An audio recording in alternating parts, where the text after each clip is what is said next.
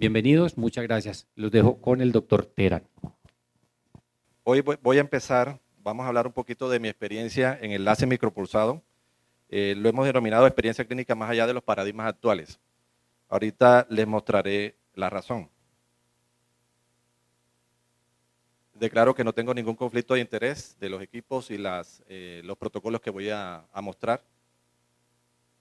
Entonces, como todos sabemos, el glaucoma se caracteriza por un daño irreversible de las capas de fibras nerviosas que conforman el nervio óptico, cuyo factor principal o más importante es el aumento de la presión intraocular. La terapia médica y con el advenimiento en los últimos años del SLT o trabeculoplastía selectiva son las opciones de tratamiento de primera línea para el glaucoma. Obviamente concomitante con el manejo médico que nuestra colega ahorita nos comentará. El manejo quirúrgico se reserva para aquellos pacientes, lógicamente, que no tienen un control adecuado de esa presión intraocular y en etapas, lógicamente, más avanzadas. Digamos que ese es el target hoy en día de los diversos protocolos que se han creado. Existe gran interés en desarrollar terapias que reduzcan eficazmente la presión intraocular, disminuyendo así la necesidad del manejo quirúrgico o de medicación excesiva.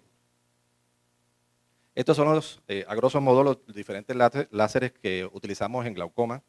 Está para ángulos abiertos, cerrados, obviamente para tratamientos de glaucomas refractarios, pero en ángulos abiertos se utiliza el ALT, que es el láser argón, o trabeculoplastia con láser argón, el micropulso y la trabeculoplastia selectiva. Mientras que para ángulos cerrados todos conocemos que la iridoplastia, iridotomías o iridectomía se usa más en estos casos. Pero el subciclo o los láseres micropulsados llegó para, de alguna manera, trabajar en los tres grupos de pacientes, tanto en glaucomas abiertos como cerrados, como glaucomas refractarios. Entonces, hoy en día, el láser de micropulso se ha ubicado en o ha tenido ya un impacto tal que se ubica entre el inicio de los tratamientos, es decir, entre utilizar una trave selectiva o iniciar un manejo médico con los análogos de prostaglandinas como primera elección, entre los mix y predecesor a un proceso quirúrgico, en lo posible. Este tipo de láser llegó para retrasar de alguna manera la intervención quirúrgica que en muchas ocasiones para nosotros como glaucomatólogos evidentemente genera ciertas complicaciones. Sobre todo que nuestros pacientes cuando nos llegan muchas veces o la mayoría llegan a etapas muy avanzadas. Entonces, ese digamos que es la posición del láser. Existe hoy en día digamos un sinergismo entre este tipo de láser y la trabeculoplastia selectiva, ya que ellos tienen un mecanismo de acción diferente. Mientras que uno actúa directamente sobre el cuerpo ciliar, el otro va a actuar sobre la malla trabecular y de alguna manera eso suma para que algunos pacientes tengan, sin necesidad en lo posible de manejo médico, tratamiento médico, tener un mejor control o un target mejor de la presión intraocular. Entonces, el láser micropulsado no es más que gracias al principio de ciclofotocoagulación transescleral, que hace muchos años se viene estudiando, este procedimiento se basa en la estimulación subliminal del cuerpo ciliar, el encargado de producir el humor acuoso, con una longitud de onda de 810 nanómetros, aumentando el espacio o la vía escleral, ruta de salida del humor acuoso o ruta secundaria, a través de una serie de micropulsos o una energía emanada en micropulsos. La zona de actuación del láser, evidentemente, es el cuerpo ciliar, no genera un daño observable, esto se puede corroborar perfectamente con una UVM o se puede corroborar con tomografía. Aumenta el espacio extracelular de la zona escleral, que es el mismo mecanismo o un mecanismo parecido al de las prostaglandinas. Se trata de un procedimiento realmente no incisional, mínimamente invasivo, que es completamente repetible, con una inflamación postoperatoria mínima o inexistente, con un tiempo de recuperación del paciente significativamente bajo, con tasas de reducción de PIO entre 30% a 66%, de acuerdo a las diferentes literaturas, y una eficacia por lo menos a un año de seguimiento de hasta 75%. Quiero aclarar que estoy hablando netamente de la parte de subciclo o del MP3 en el caso del IRIDES que ahorita comentaré. Porque ya cuando hablamos de termociclo, que es la técnica nueva que estoy utilizando, evidentemente la cosa cambia un poco. Pues las indicaciones básicamente son las indicaciones para una selectiva, intolerancia a alergias a medicamentos tópicos, no control de la presión intraocular con tratamiento médico máximo, o no control de la presión con una previa trabeculoplastía selectiva, paso previo a una cirugía filtrante, alto riesgo de hemorragia intraocular evidenciada clínicamente, disminución en el número de medicamentos para control de presión intraocular, si estos medicamentos de alguna manera nos están exacerbando un ojo seco, alteración de la superficie ocular, etcétera, y evidentemente cuando hay fracasos de cirugías previas. Estos son equipos que he utilizado, digamos que son los que más estudios tienen en la literatura, obviamente sacando el Iridex, que es el que más ha reportado o tiene reportes, pero estos son los equipos con los que he trabajado. Hoy en día me dedico más a utilizar el láser de Vitra 810 subciclo. La idea es que el Vitra 810, al igual que el Iridex, manejan unas sondas. La sonda del Vitra 810 viene, digamos, para dos tipos de funciones. Una función que es la función de termociclo, cuando se usa con el capuchón, que ustedes ven esta parte blanca, es el capuchón que protege la sonda. Con este capuchón se hace el termociclo, mientras que al retirar la sonda usamos el subciclo o láser subliminal. O sea, lo que quiero mostrar en este video es primero cómo es la forma del láser continuo que utiliza el termociclo, mientras que en el subciclo, que es la segunda imagen, es el láser micropulso o la emanación del láser discontinuo interrumpido, es simplemente va a afectarle o va a inflamar de manera más leve ese cuerpo ciliar, disminuyendo la cantidad de humor acuoso que se produce y aumentando el espacio bioscleral. Eso es simplemente lo que queremos mostrar ahí. Entonces, estos son los dos modos que presenta el equipo. El modo termociclo, el cual tiene una regulación por la casa que lo produce, él muestra un protocolo que ya está estandarizado, y está el modo subliminal o el modo subciclo que también muestra o que la casa comercial trae como su protocolo. En cambio, en Iridex sí se tienen que usar dos tipos de sondas diferentes. Entonces, hay una sonda que es la sonda MP3, que va a ser, digamos, la versión del subciclo en Vitra 810, y esta sonda MP3 va a realizar el mismo láser micropulsado con un protocolo muy similar a que maneja el equipo de Vitra. Y hay una sonda que es la sonda G, con la que se utiliza el ciclo foto o la llamada termociclo. A ellos le llaman termociclo fotocoagulación. Esta sonda es la nueva sonda, que es la sonda que se conoce como orejitas de conejo. Lo que hace es que tiene la sonda es más ergonómica para su manejo y es más fácil de ubicar en el espacio donde queremos realizar el láser para que llegue al cuerpo ciliar.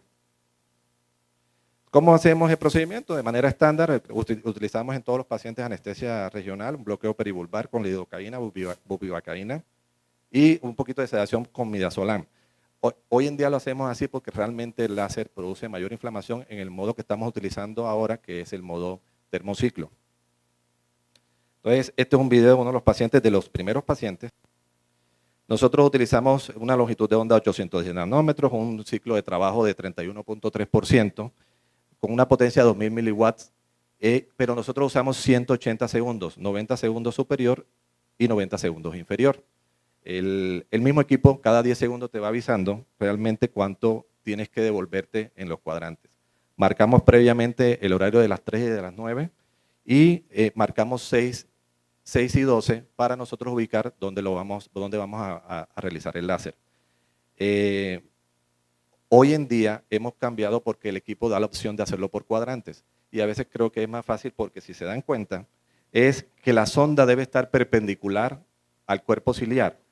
Fíjense que en el primer cuadrante sí está, pero cuando llega al segundo cuadrante, la forma, estos eran de los primeros casos. Muchos de estos casos quizás no tuvieron la misma potencia para disminuir la presión, precisamente porque las sondas tienen que en todo momento, esta es la sonda del Vitra, y la sonda tiene que estar perpendicular en todo momento para que podamos llegar a ese cuerpo ciliar como realmente deseamos. Mientras que en la sonda del Iridex, obviamente que es una sonda que viene ya preparada con una medida exacta donde vamos a ubicar cerca del limbo, la sonda nos marca la distancia real donde podría estar ese cuerpo ciliar. Entonces, de alguna manera, esta sonda es más fácil de utilizar. ¿Cuál es la ventaja entre una y la otra? Que la sonda del Vitra 810, en teoría se alcanza para utilizar 20, 30 pacientes, mientras que la sonda del Iridex solamente de 3 a 4 pacientes. Entonces, no es algo despreciable, sobre todo por el costo de la sonda. Bueno, nosotros manejamos los pacientes con fluorometalona durante unos 5 días. El tratamiento antiglaukopatoso va a depender del estadio de la enfermedad y lógicamente de la presión que nosotros estamos buscando. Hace unos 4 años que venimos trabajando con este láser, presentamos hace 2 años el primer reporte y comenzamos a evaluar la efectividad y seguridad del láser micropulsado transescleral de la versión subciclo en pacientes con glaucoma no controlado. Este estudio lo empecé en aquel momento con quien era una de mis residentes, la doctora Laura Pacheco, quien es hoy oftalmóloga pediatra. Seguimos con otro de mis residentes y estos fueron los resultados que nos arrojó el estudio. Entonces, el objetivo que nos planteamos en ese momento era describir la efectividad y seguridad de la ciclofotocoagulación transescleral con láser micropulsado en pacientes con glaucoma no controlado. Pero catalogamos el éxito del control de la presión intraocular como una reducción mayor al 30% del valor basal. Realmente lo que tratamos de tomar son pacientes que tuvieran glaucomas moderados a severos no controlados. Previamente o 2 semanas antes a todos los pacientes se les retiraba, si tenían terapia máxima, se les retiraba por lo menos el análogo. Esto fue aprobado por el Comité de Ética de la Universidad del SINU. Y como criterio de exclusión, todo paciente que estuviera controlado, que no tuvieran progresión, eran descartados, y todo paciente que tuviera una cirugía de glaucoma previa no podía acceder. Entonces obtuvimos en ese momento, los primeros pacientes o la primera camada fueron 30 y algo de ojos. Hasta marzo del año pasado ya hemos hecho 202 ojitos de 112 pacientes, de los cuales tenían glaucoma moderado 70 ojos y 132 con glaucoma severo. Estos son los resultados que nos ha dado después de estos 3 años obviamente con la pandemia se nos minimizó un poquito el tema de la recolección de los pacientes, pero esto es lo que les quiero mostrar.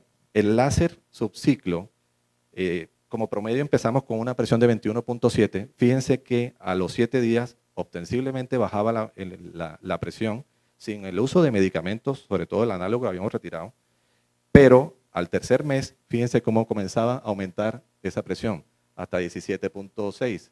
En ese momento decidimos, lógicamente, recolocar el tratamiento médico y se mantuvo la presión.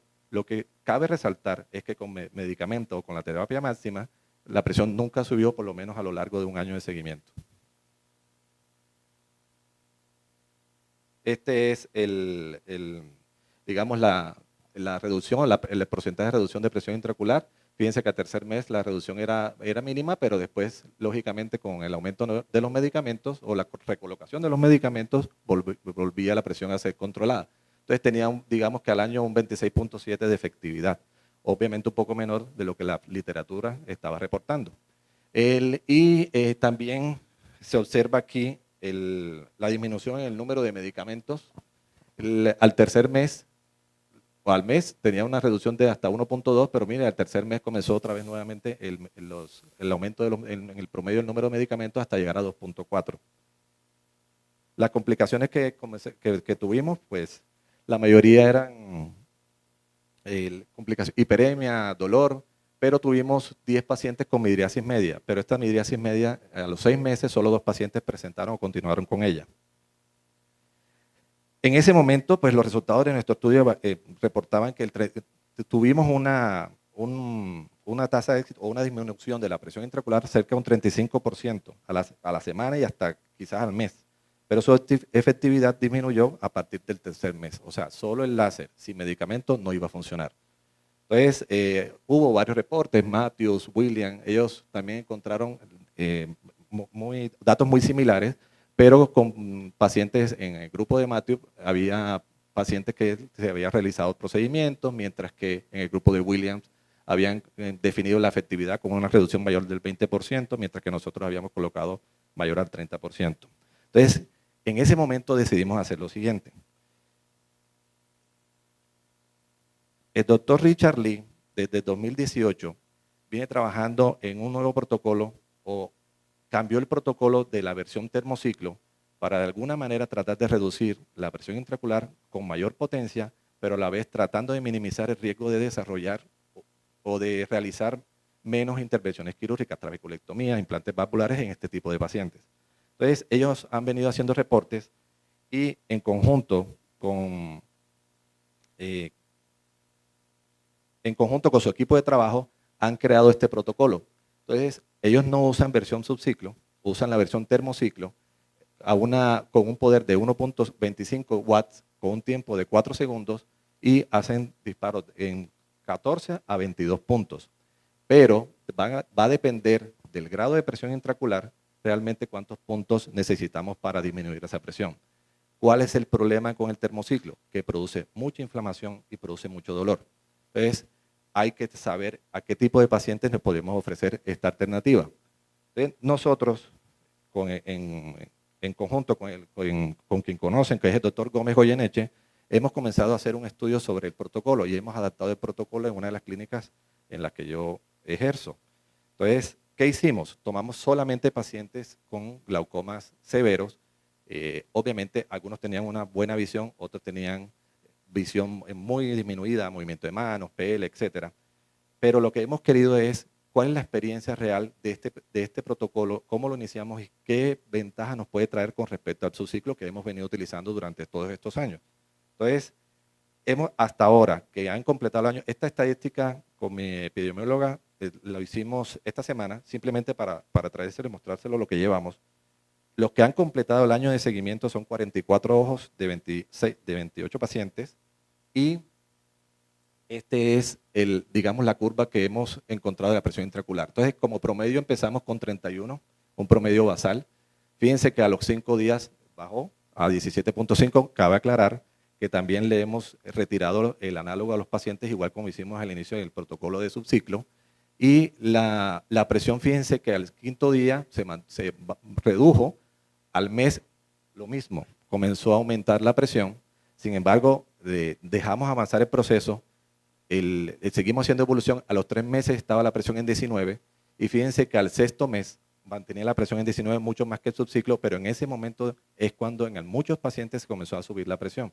Por tal motivo, aquí empezamos a usar nuevamente análogos y obviamente estamos hablando de pacientes que tienen un glaucoma muy avanzado, que presentan en algunas ocasiones dolor y hasta ahora hay 4 pacientes de los 28 ya han requerido otro tipo de procedimientos. Pero fíjense que al año de seguimiento, los que han llegado hasta ahora al año, fíjense la PIO después con medicamentos 14.8, mucho más baja que lo que hicimos con subciclo.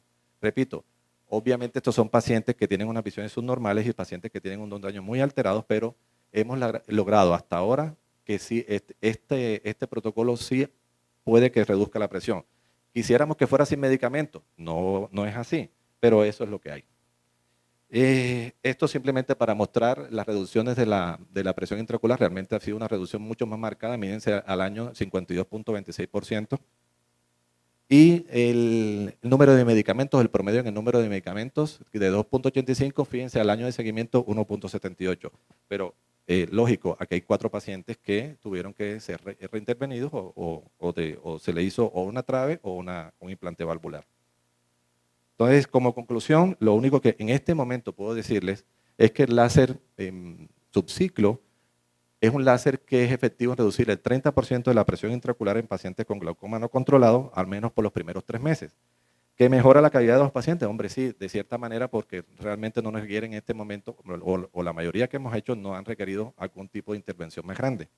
Mejora el drenaje del humor acuoso, corto tiempo en quirófano, menor incapacidad, útil en glaucomas refractarios y es una alternativa tanto prequirúrgica como postquirúrgica y un procedimiento que es repetible. Y pues una técnica realmente bastante segura. El tema es que cuando hacemos termociclo, que ya lo analizaremos más adelante, evidentemente produce una mayor inflamación.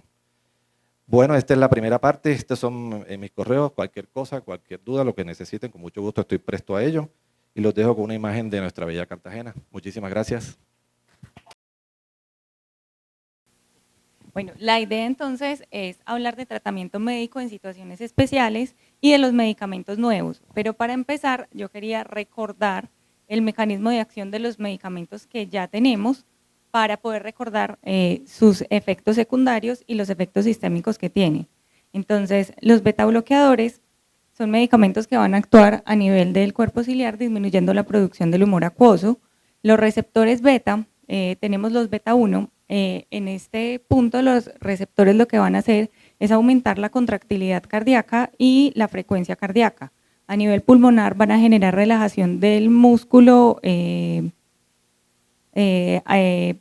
nivel pulmonar van a producir entonces broncodilatación y a nivel periférico van a generar vasodilatación. A nivel ocular, entonces, a nivel del cuerpo ciliar, los receptores beta normalmente lo que van a hacer es estimular la conversión de ATP a AMP cíclico, y el AMP cíclico lo que va a generar es como una cascada bioquímica que a través de canales iónicos va a generar la producción de humor acuoso. Entonces, al bloquear estos receptores, vamos a inhibir la producción de humor acuoso y adicionalmente, como tiene un efecto vasoconstrictor, se va a disminuir la ultrafiltración. Estos son los betabloqueadores que están disponibles. En Colombia tenemos el timolol al 0.5%. Es un betabloqueador no selectivo y hay que tener en cuenta que los pacientes que tienen tratamiento sistémico con betabloqueadores, al adicionarles un betabloqueador tópico, el efecto no va a haber un mayor efecto aditivo, porque recordemos que cuando diseñaron o cuando descubrieron pues el timolol tópico, realmente lo sacaron porque los pacientes que estaban en tratamiento con propanolol oral tenían reducción de la presión intraocular. Entonces, de ahí fue donde decidieron intentar con el tratamiento tópico betabloqueador. Adicionalmente, por su efecto sistémico, así se aplique de forma monocular, en el ojo contralateral vamos a ver una reducción de la presión intraocular de 1.5 milímetros aproximadamente. Los inhibidores de la anhidrasa carbónica también van a generar reducción de la presión intraocular por reducción de la producción del humor acuoso. La anhidrasa carbónica tipo 2 es una enzima que va a estar, tiene sus receptores a nivel también del epitelio no pigmentario del cuerpo ciliar y adicionalmente en el endotelio corneal. Normalmente cuando produce bicarbonato va a generar por un proceso osmótico secreción de humor acuoso por ultrafiltración. Entonces, al bloquearlo, se va a disminuir la producción de humor acuoso. Estos son los que tenemos disponibles a nivel tópico, orsolamida y brinzolamida. Y recordemos que son derivados de las sulfas, entonces deberíamos evitar los pacientes que tengan alergias a las sulfas, sobre todo la cetazolamida oral. Los agonistas adrenérgicos tienen un efecto también a nivel del cuerpo ciliar, van a disminuir la producción del humor acuoso. Y adicionalmente se ha visto que tienen algo de efecto en la vía uveoescleral porque generan algo de liberación de prostaglandinas. Los receptores alfa-1 nos van a generar vasoconstricción periférica y los receptores alfa-2 van a estar en las terminaciones presinápticas y en este nivel lo que nos van a generar es efectos a nivel del sistema nervioso central. Van a generar depresión y pueden generar vasodilatación periférica. Tiene un efecto muy similar a los betabloqueadores, entonces también van a tener una regulación a la baja de la adenilato ciclasa y así van a suprimir la producción de humor acuoso. Adicionalmente también tienen un efecto vasoconstrictor, entonces generan reducción de la ultrafiltración. Nosotros contamos entonces con la brimonidina al 0.15 y al 0.2%. Este también tiene un efecto sistémico, entonces así se aplica de forma monocular, en el ojo contralateral va a haber una reducción de 1.2 milímetros. Los análogos de prostaglandina, entonces van a generar un aumento del drenaje por la vía uveoescleral. Estos van a actuar a nivel de los receptores de prostaglandina, los receptores F2-alfa. Esto va a generar un aumento de las metaloproteinasas de matriz extracelular. Esto va a generar como una remodelación a nivel del cuerpo ciliar que va a generar una relajación y va a generar un aumento de la salida por esta vía. Estos son los que tenemos disponibles. Se ha visto que las prostaglandinas tienen un efecto como generan una mayor estabilidad de la presión intraocular durante el día, es una reducción más uniforme y se recomienda la aplicación en la noche porque por el ciclo circadiano de los agentes prostaglandínicos es mayor en la noche. Con respecto a medicamentos que tenemos entonces de nuevo, tenemos entonces los inhibidores de la ROS1 que van a actuar también a nivel del cuerpo ciliar disminuyendo la producción del humor acuoso y adicionalmente van a tener un efecto aumentando el drenaje por la vía trabecular, por la vía convencional. Entonces, los inhibidores de la roquinasa, o sea, los RO, son proteínas G que van a activar unas enzimas que es la ROC1 y la ROC2, y normalmente cuando estas enzimas se activan, lo que van a generar es una rigidez a través de la malla trabecular. Entonces, al bloquear estos receptores, al inhibirlo, se va a generar una relajación de la malla trabecular y del canal de Schlemm, y lo que dicen es que se forman como una especie de poros en la malla trabecular que van a permitir que aumente el drenaje, y adicionalmente tienen algunos de estos tienen efecto con el transportador de noradrenalina, que genera un efecto vasoconstrictor, entonces también nos va a generar una reducción de la producción del acuoso por disminución de la ultrafiltración. Estos son entonces los inhibidores de la roquinasa. El ripazudil fue aprobado en Japón desde 2014 para el tratamiento de glaucoma primario de ángulo abierto e hipertensión ocular, viene al 0.4%, tiene una reducción de la presión intraocular del 20%, se utiliza cada 12 horas y los efectos secundarios pues muy similar como a todos los medicamentos para glaucoma en general. El netazurdil fue autorizado en Estados Unidos en 2017 por la FDA. Este es el que tiene esa acción dual, el que tiene efecto a través de la disminución de la producción del acuoso y adicionalmente aumenta el drenaje a través de la malla trabecular. La reducción de la presión intraocular es entre el 20 y el 25%. Se recomienda una dosis, una gota en la noche. Este es el netazurdil solo, que es Ropresa, y este viene combinado con latanoprost, que tiene una reducción entre 5.5 y 5.7 milímetros de mercurio. Como efectos secundarios se describe la córnea verticillata y los pacientes realizan como unas especies de hemorragias subconjuntivales que son perilimbares. Los agonistas del receptor de la adenosina van a tener entonces también un aumento del drenaje a través de la malla trabecular. Se bloquean los receptores A1 que hacen una regulación a la alta de las metaloproteinasas, y esto nos va a generar como una remodelación, como si fuera una remodelación de la malla trabecular, y va a disminuir la resistencia y mejora entonces el drenaje a través de la malla trabecular.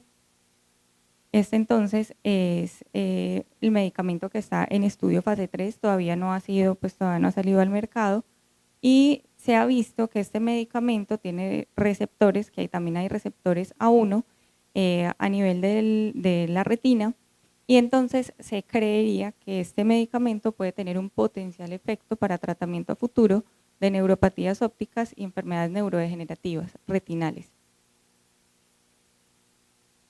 Los agonistas del receptor prostanoide actúan también a nivel de la malla trabecular y también mejoran el drenaje a través de la vía uveoescleral. Este medicamento entonces es diferente a los análogos de prostaglandina porque no va sobre el receptor F2-alfa, sino que sobre el receptor EP2, y va a generar un efecto muy similar a los análogos de prostaglandina, incluso pues como en los efectos secundarios. Este fue aprobado por la FDA en septiembre de 2022, tiene una reducción de la presión intraocular del 27%. Lo único es que este medicamento se ha visto que en el 11.7% de los pacientes aumenta el grosor corneal, entonces no se conoce bien el perfil de seguridad en pacientes con patologías corneales. Los análogos de prostaglandina modificados van a generar, adicionalmente a lo que generaba previamente los análogos de prostaglandina que es salida por la vía uveoescleral, van a generar también aumento de la salida por la malla trabecular. Entonces este sería como su efecto dual, es un análogo de prostaglandina que viene combinado con un mediador del óxido nítrico. El óxido nítrico lo que va a hacer es relajar el canal de Schlemm y esto va a aumentar entonces la salida por la malla trabecular. Este es el medicamento, el nombre comercial es Vysulta, reduce la presión intraocular aproximadamente un 27%, se recomienda una dosis en la noche y también se ha visto que puede tener un posible efecto neuroprotector porque regula el flujo sanguíneo hacia las células ganglionares. Y los efectos secundarios también muy similares a los de los análogos de prostaglandinas. Ya diferente a moléculas, entonces tenemos que también hay nuevos sistemas de liberación de medicamentos diferentes al uso de gotas. Tenemos entonces los implantes, este se llama Durista, es un implante de Bimatoprost, hay de 10 microgramos y hay de 15 microgramos, fue aprobado por la FDA en 2020. Es un implante de polímero que se inyecta en cámara anterior a través de un aplicador prellenado que viene con una aguja 28G. Se recomienda utilizarlo cada 4 meses, que es como el tiempo de vida media. Y entonces en los pacientes que completaron un año de tratamiento, lo que encontraron es que el 82% no requirieron utilizar un hipotensor adicional. Este implante se hidroliza solito y se degrada en CO2 y agua. Genera una reducción de la presión intraocular en un 33%, pero se ha encontrado que tiene una reducción del recuento endotelial.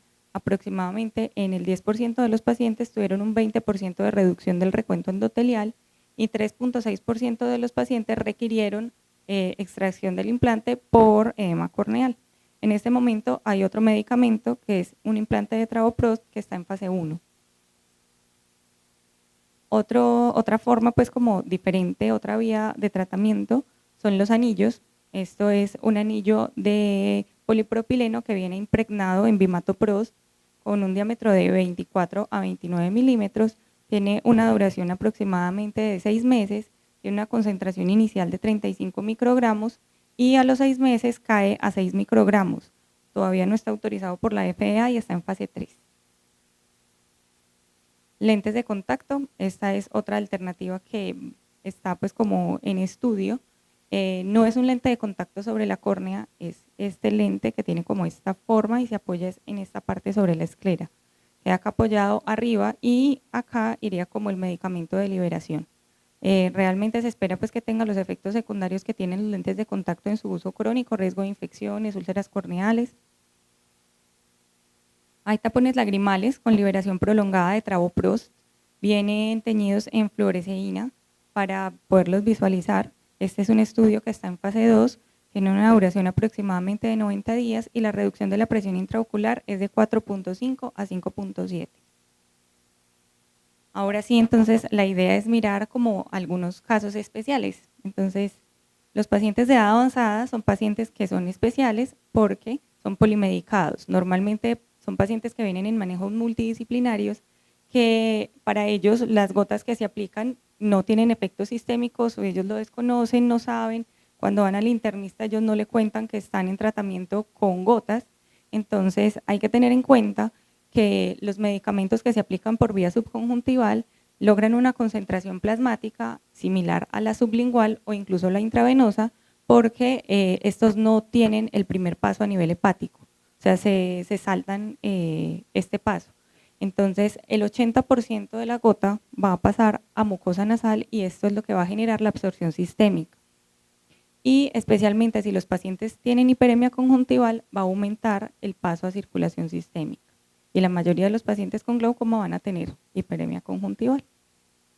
¿Qué interacciones tenemos? Entonces, hay que recordar de entrada que hay medicamentos que por vía oral van a generar ya un efecto hipotensor. Los betabloqueadores orales van a generar una reducción de la presión intraocular de 1 a 1.5 milímetros y los nitratos más o menos de 0.7 milímetros. Entonces hay que tener en cuenta que si tenemos un paciente que ya previamente está betabloqueado o está por ejemplo con verapamilo y le ponemos adicionalmente timolol, vamos a generar más riesgo de efectos secundarios que un efecto aditivo del tratamiento. Entonces vamos a generar riesgo de bradicardias sintomáticas y de bloqueos auriculoventriculares. Los pacientes que están con clonidina, recordemos que la clonidina es un alfa-2 agonista y que tiene efectos a nivel del sistema nervioso central y que la brimonidina es un alfa-2 agonista. Entonces, si estamos poniendo dos medicamentos de lo mismo, lo que vamos a generar es mayor riesgo de efectos secundarios. Los pacientes con inhibidores de la anhidrasa carbónica oral y digitálicos son pacientes que pueden producir hipocalemia y arritmias cardíacas, porque recordemos que la anhidrasa carbónica va a generar como ese efecto de deshidratación que tiende a generar alteraciones hidroelectrolíticas y a la formación de cálculos renales.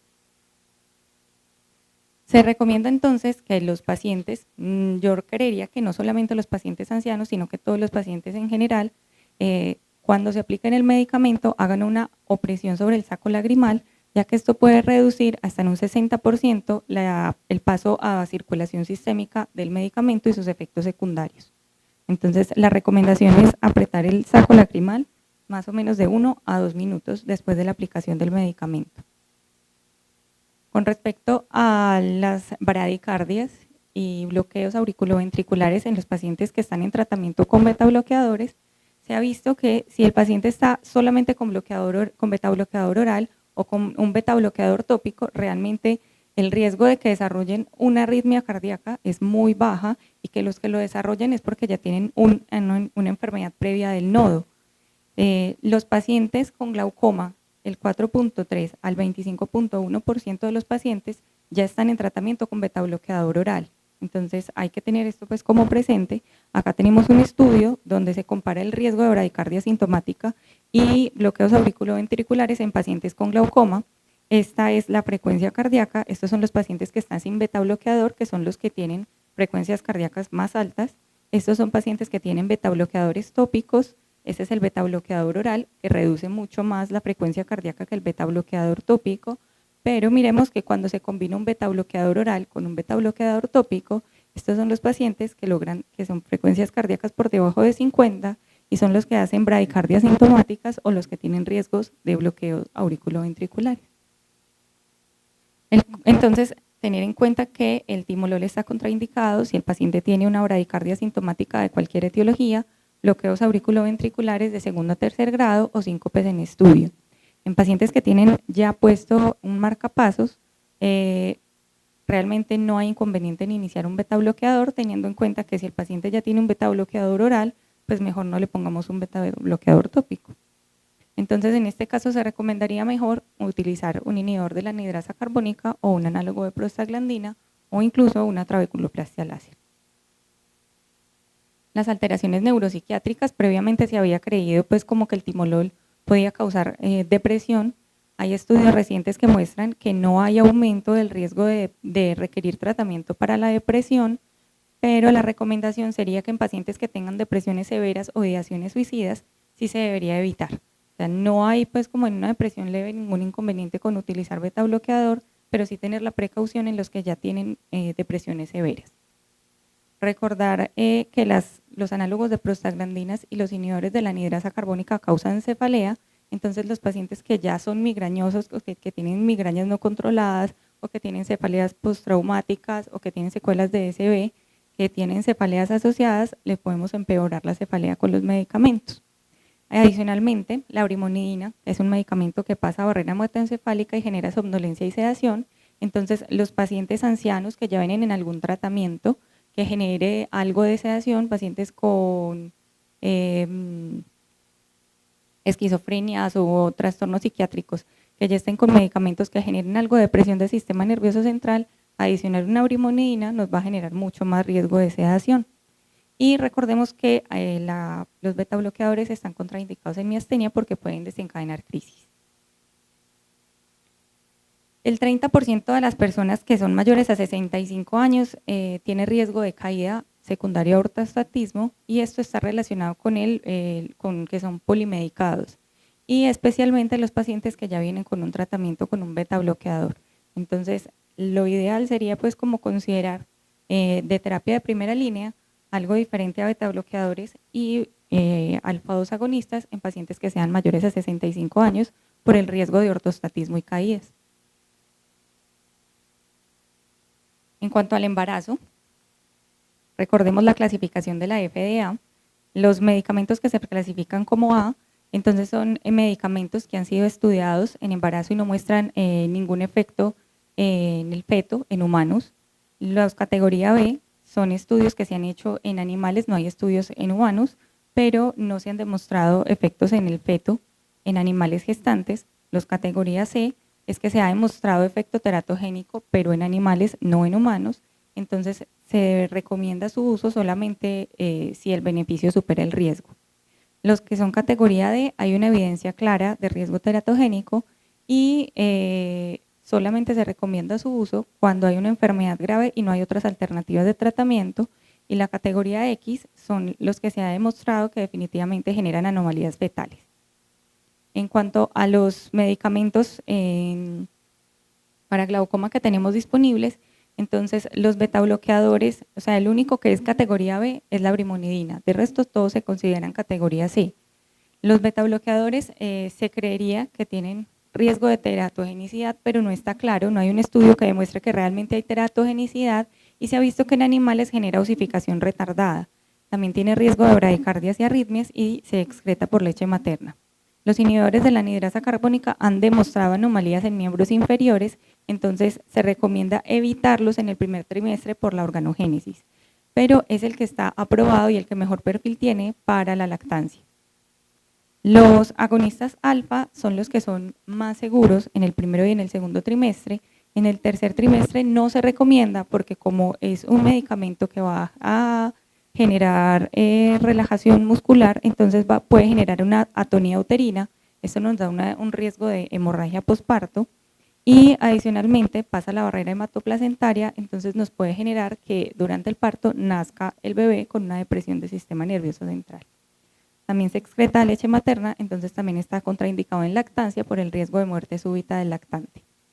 Los análogos de prostaglandina, hasta ahora pues no tiene como estudios claros de teratogenicidad, pero se ha visto que tiene riesgo de aborto en animales. Se ha demostrado riesgo de aborto en animales, pero no en humanos.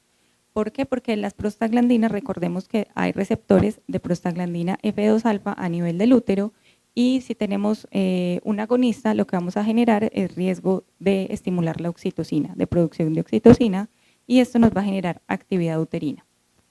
Los inhibidores de la roquinasa tienen también un posible efecto tocolítico, o sea que nos podría generar riesgo de atonía uterina y hemorragia posparto, y no tienen realmente mucha evidencia, no hay estudios que demuestren pues como que sean seguros, entonces en general no se recomiendan porque todavía no se han clasificado bien.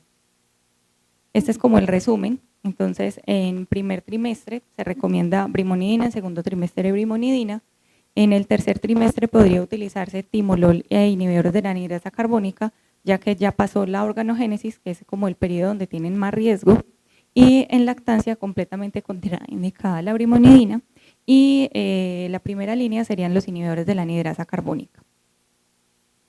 Recomendaciones entonces finales en el embarazo. En general el embarazo es un estado de hipotonía ocular por los cambios fisiológicos del embarazo, la presión intraocular tiende a bajar, entonces podríamos considerar si el paciente está relativamente controlado, suspender el medicamento los 2 primeros meses. También se podría considerar realizar una trabeculoplastia láser. Hay que tener en cuenta que la edad fértil o normalmente pues es menores de 40 años, y normalmente el glaucoma primario se presenta después de los 40, o sea que estaríamos hablando de pacientes con glaucomas congénitos o con glaucomas juveniles que posiblemente ya tengan una trabeculodisgenesia y no va a funcionar muy bien la trabeculoplastia. Se recomendaría entonces en este caso más bien como una asesoría preconcepcional o que nosotros mismos cuando tengamos el paciente le preguntemos sobre sus intenciones de pensar en un embarazo para hacerle o una trabeculectomía o una trabeculoplastia o controlar previamente la presión intraocular para que ellos después puedan planear su embarazo. Y en caso de ser necesaria la terapia combinada, considerar los tapones lagrimales para reducir los efectos sistémicos, utilizarlos sin preservantes y la dosis mínima eficaz del medicamento. Con respecto a los niños, entonces ya sabemos que la brimonidina está contraindicada en niños por el riesgo de apnea y se podría utilizar en niños mayores a 6 años que ya tienen un sistema nervioso un poco más maduro o en niños que sean mayores a 20 kilogramos. Los inhibidores de la anhidrasa carbónica son seguros en niños. La acetazolamida oral, que en adultos se ha visto que no tiene un mayor efecto aditivo, cuando utilizamos un inhibidor de la anhidrasa carbónica tópico y le adicionamos acetazolamida, normalmente los adultos no tienen un mayor efecto aditivo, pero en los niños se ha visto que tienen más receptores, entonces en los niños sí funciona con efecto aditivo. Entonces se podría usar combinado mientras se espera, por ejemplo, una cirugía. Las prostaglandinas, se ha visto también que en niños tienen un poco menos de efecto que en los adultos, y los beta bloqueadores habría que estar pues como en los lactantes vigilando el riesgo de apnea y bradicardia. Con respecto a las patologías oculares asociadas, entonces el edema macular, se ha hablado mucho pues como previamente del riesgo de edema macular, de si suspender o no el análogo de prostaglandina previo a una cirugía de catarata. Lo que se sabe es que realmente para que el análogo de prostaglandina llegue atrás a la retina debe haber una ruptura de la barrera hematoacuosa, entonces realmente debe haber un proceso inflamatorio, un trauma o algún factor de riesgo adicional. Se encontró entonces que en los pacientes se hizo un seguimiento en pacientes que se les realizó cirugía de catarata con glaucoma, pacientes sin prostaglandinas y pacientes con prostaglandinas, y se encontró que a 3 meses el riesgo de edema macular no había pues como una diferencia estadísticamente significativa entre ambos grupos. Entonces, realmente, a menos que haya un factor adicional, que se haya roto la cápsula posterior, que el paciente tenga un síndrome de tracción vitreomacular, una membrana epirretiniana, no habría necesidad de retirarlo, o podríamos considerar, si es un paciente pues con presiones de difícil control, utilizar AINES para prevenir el edema macular, o considerar un cambio a un inhibidor de la anidrasa carbónica. Con respecto al glaucoma de tensión normal, se ha visto que los beta bloqueadores pueden generar la presión diastólica en la noche, una reducción de la presión diastólica, lo que podría hacer que el glaucoma de tensión normal tienda a progresar. Entonces, se recomienda evitar beta bloqueadores cuando hay signos de vasoespasmo, o sea, migraña, síndrome de Raynaud y hemorragias en el disco. También tener en cuenta los horarios de los hipotensores orales, los pacientes que están en tratamiento con los sartán, carvedilol, y se están tomando los medicamentos muy tarde, esto podría generar hipotensiones nocturnas y hacer que haya progresión del glaucoma. Entonces se recomienda preguntar la hora en que se están tomando el último medicamento y recomendarles pues que sea como entre las 7 y 8 de la noche. Y consideran en estos pacientes, si vemos pues como que hay una progresión o que se están formando muchas hemorragias o que definitivamente sí hay signos de vasoespasmo, considerar cambiar el beta bloqueador por un análogo de prostaglandina, por brimonidina o hacer una trabeculoplastia. La brimonidina también se ha hablado mucho como sobre su efecto neuroprotector, realmente no hay como una evidencia como tal, pero lo que se ha visto es que con el paso del tiempo la tasa de pérdida de capa de fibras es un poco más lenta con la brimonidina que con el timolol. Y ya terminando, a mí me parece importante consideraciones estéticas. A mí como paciente me gustaría que me digan que la cara se me puede manchar, que la órbita se me puede poner profunda, porque yo no quisiera tener pues como este aspecto. Entonces, recuérdenle a sus pacientes que inmediatamente se pongan el medicamento, se sequen, se laven la cara posteriormente. Y con respecto a la pigmentación del iris, los pacientes que tienen, por ejemplo, los iris azules, tienen solamente un 8% de riesgo de pigmentación del iris. Es más frecuente en pacientes que tienen los iris como de un color amarilloso o verdoso, entonces podríamos considerar análogos de prostaglandina en personas que tienen el iris azul. Y otras recomendaciones es los inhibidores de la anidrasa carbónica tienen receptores a nivel corneal, entonces pueden descompensar la córnea en pacientes que ya tienen una patología previa. No los consideremos entonces de primera línea si tenemos un edema corneal después de una FACO o si tenemos una queratoplastia penetrante, considerar otro medicamento diferente como la brimonidina. La recurrencia de la queratitis herpética por análogos de prostaglandina, entonces si tenemos pacientes con queratitis herpética, considerar cambio de medicamento. Los pacientes con ojo seco, utilizar medicamentos sin preservante. Si tenemos varios medicamentos, mientras más aplicaciones, más preservante, entonces tener idealmente combinaciones fijas.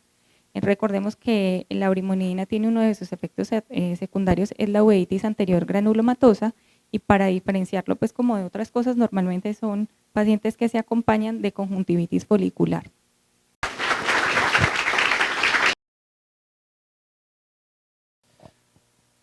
Bueno, entonces a continuación vamos a presentar a petición de Alejandro, quisimos traer este caso que todavía está en ejecución, a ver al final qué concepto o qué opiniones nos dan o qué consejos nos dan. Para entrar primero quiero entrar en contexto, vamos a hacer una pequeña revisión de las complicaciones de los lentes fáquicos y lo que he encontrado ahora en la literatura, aclarando que no manejo pacientes de cirugías refractivas o hago cirugías refractivas, y la idea es por qué llevó este caso a un glaucoma secundario. También declaro que no tengo conflictos de interés. Entonces, los lentes fáquicos se están usando hoy, están en boga, sobre todo en España. Se han creado para, obviamente, corregir ametropías muy altas, donde el tratamiento con láser pues no ayuda a los pacientes en la medida de que ellos lo requieren. Los lentes fágicos pueden corregir errores refractivos, obviamente altos, conservan la estructura corneal y los resultados en teoría son más previsibles.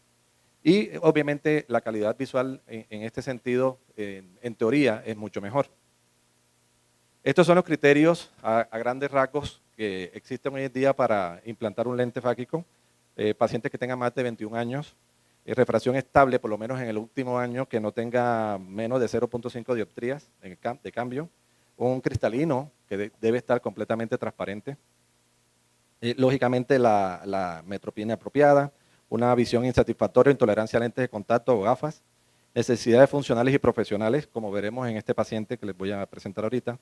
La profundidad de la cámara anterior es importantísimo para la colocación de los lentes. Antes se colocaban lentes en cámara anterior. Entenderán que para nosotros los glaucomatólogos esto es un sacrificio al ojo. Pero realmente existe, es lo que hay y es lo que debemos tratar. Hay que tener en cuenta también que para la colocación de lentes debe haber una amplitud de cámara de 2.8 milímetros para miopía y de 3 milímetros para hipermetropías o para corregir hipermetropías. Y la densidad endotelial debe ser mínima a los 21 años, o debe ser más de 3.000 a los 21, más de 2.600 a los 31, más de 2.200 a los 41 y más de 2.000 a los 45 años o más. Y obviamente que no tengan ningún tipo de patología macular, retiniana, de alguna otra índole. En la literatura hay mucha descripción sobre las ventajas, desventajas de la colocación de los lentes. Obviamente la ventaja es que se conserva la estructura funcional corneal, permiten traer un intervalo amplio de errores refractivos y conservar evidentemente la fusión del cristalino. Desventaja, pues como todo, es un riesgo potencial de una técnica intraocular que puede generar una endoftalmitis. Los pacientes con ametropías altas pueden precisar cirugía láser adicional. Entonces, como ven, hay muchos pros y contras de este tipo de lentes. Para hacer el cálculo del lente, los corneólogos, pues lógicamente nos corregirán, pero el cálculo en este tipo de pacientes es independiente de la longitud axial del ojo. Pero depende en mayor medida de la curvatura corneal central, la potencia o keratometría que se le calcule, la profundidad de la cámara anterior, la refracción del paciente en equivalente esférico preoperatorio. El determinar el tamaño de los lentes fágicos obviamente necesita de cierta experticia y certeza de la estructura interna de cada globo ocular. Entonces, porque estos lentes van a estar apoyados en el surco ciliar. Entonces, hay que tener claramente las medidas o evaluar bien las medidas del white to white o blanco blanco, la medida de ángulo a ángulo y también la del surco a surco. Entonces, todas estas medidas, dependiendo del lente, los lentes vienen con diferentes medidas que son estándar para cada tipo de ojo. Y las complicaciones se van a dar precisamente porque hay un tamaño inapropiado de ese lente, hay una medición inexacta que lógicamente nos impide determinar bien esas dimensiones de la cámara anterior. Esa fotografía que ustedes ven acá, esta medida que ustedes ven aquí es el volt, que es muy diferente al volt que nosotros en glaucoma medimos. Este volt es la distancia que existe de la cara anterior del cristalino hacia la cara posterior del lente. Esa medida por lo general debe ser mayor a 250 micras. Entonces, esa distancia, si no se presenta, evidentemente vamos a tener un mayor riesgo de un desenlace fatal o una complicación por este tipo de lentes. Existen, obviamente, lentes para corrección de la miopía y lentes para corrección de la hipermetropía. El tema es el material con los que hoy en día ya se fabrican este tipo de lentes y la idea es buscar una mejor oxigenación, una mejor penetrancia de que el humor acuoso no afecte y sobre todo que no haya roce ni con la zónula ni con el cristalino. Estos son el lente que en el caso que voy a mostrar se utilizó, que es un ICL diseñada para ser implantada en la cámara posterior apoyado en el surco. Tiene un colámero que es flexible, hidrófilo, con alta biocompatibilidad y permeable al oxígeno. Entonces, las diferentes complicaciones que hemos encontrado en la literatura de este tipo de lentes, evidentemente la principal pues, es la catarata, por el roce permanente o el toque del mismo. Inclusive se ha reportado más inicio de catarata cuando se está implantando el lente que realmente con el lente colocado. Otro de las complicaciones de este tipo de lentes pues la dispersión pigmentaria, la cual es cuando el iris sufre abrasión y libera pigmento sobre ese humor acuoso que va a desencadenar en acúmulo del mismo en la malla trabecular, aumentando la presión intraocular. Ahorita hablaré un poquito más sobre eso. Pues la presión intraocular es habitualmente transitoria el aumento de la presión durante el periodo postoperatorio inmediato, pero puede hacerse crónico cuando se produce inflamación, roces o alteraciones o digenesias que se produzcan en ese trabéculo que aumenten la presión intraocular. En algunos casos hay uveitis, cuando el lente sobre todo no tiene la medida exacta, está sobredimensionado y altera la barrera hematocosa, evidentemente liberando toda la cascada inflamatoria y produciendo la uveitis. Esta uveitis se puede, al ser crónica o al tener mucho tiempo, evidentemente nos va a alterar la función de esa presión intraocular que se va a aumentar y nos va a producir un glaucoma. Otro tema importante es la lesión de las células endoteliales. La pérdida de esa célula endotelial no es tan relevante en las lentes fáquicas de cámara posterior. Obviamente en las de cámara anterior, a lo largo de los años se conoce y se sabe que han habido demasiadas complicaciones a ese respecto. Entonces, hago un parte antes de iniciar el caso con el síndrome de dispersión pigmentaria, que es cuando existe un contacto anómalo iridosonular, hay una liberación y acumulación de pigmento en el segmento anterior, eso se conoce como síndrome de dispersión pigmentaria. Cuando hay un deterioro anatómico de esa malla o de las estructuras internas de la cámara anterior y funcional del nervio óptico, porque ya tenemos una hipertensión ocular, pues lógicamente va a producir algo que se conoce como glaucoma pigmentario. Estos son los signos claros, por lo general, o la tríada diagnóstica para glaucoma pigmentario, teniendo en cuenta que son pacientes jóvenes, 20, 40 años, mayormente hombres que mujeres. La triada clínica es la cámara anterior aumentada, los clásicos son la transiluminación de ese iris por la despigmentación que produce, el uso de Krukenberg y lógicamente el acúmulo en la malla de ese pigmento, lo cual hace que se aumente la presión intraocular. Otros signos que se presentan o asociados a este tipo de pacientes es la degeneración latiz, porque muchos pacientes evidentemente están acompañados de altas miopías, rupturas retinales y desprendimientos de retina. Digamos, la fisiopatología es clara, del roce del lente, el aumento del abombamiento de esa curvatura posterior o un bloqueo inverso que produce ese iris, taponando de alguna manera, rozando más la zónula y evidentemente colocando más pigmento en la malla trabecular. Estos son los factores de riesgo que existen para desarrollar un glaucoma pigmentario. La hipertensión ocular, la historia familiar de glaucoma, el sexo, la presencia o no de uso de Krukenberg, el grado de pigmentación y obviamente la refracción. Entre los pacientes que tienen miopías más altas existe un mayor riesgo de presentarlo.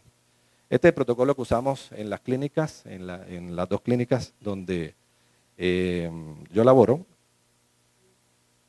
Son los protocolos que usamos para el glaucoma pigmentario. Solamente quiero rescatar aquí que cuando el paciente no hay un control adecuado de la presión intraocular con el uso de medicamentos, pues aquí es donde viene si usamos una iridotomía para hacer la rotura del bloqueo inverso, si realmente entra en mucha discusión, y eso lo dejaré a que mis colegas den sus opiniones al respecto, si se usa o no en este tipo de pacientes una trabeculoplastía láser. Y lógicamente cuando esto nada funciona, pues hacer la cirugía filtrante porque evidentemente el glaucoma pigmentario tiene un alto riesgo de producir una ceguera. Entonces, ahora sí, vamos al tema que nos aboca, que es el caso clínico. Entonces, este es un paciente que consultó en el 2019 en la ciudad de Barranquilla porque tenía una refracción, como ustedes ven ahí, ojo derecho menos 30, ojo izquierdo menos 28.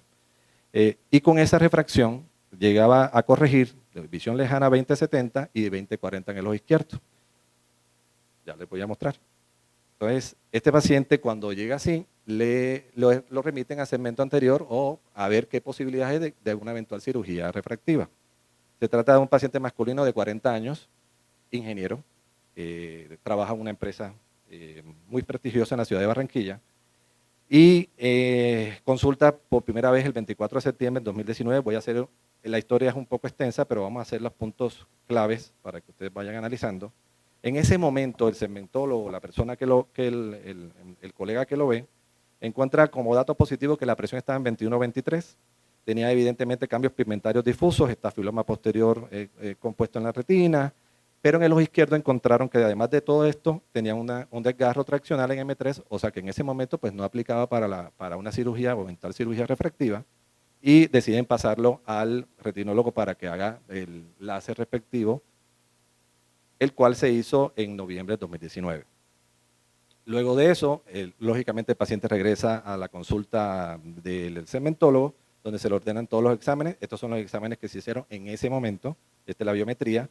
Observen la longitud axial, que es de 34.79, una longitud axial extremadamente alta, dadas las condiciones de este ojito, y el ojo izquierdo 34.73, pero la amplitud de cámara era 2.92 para ambos ojos.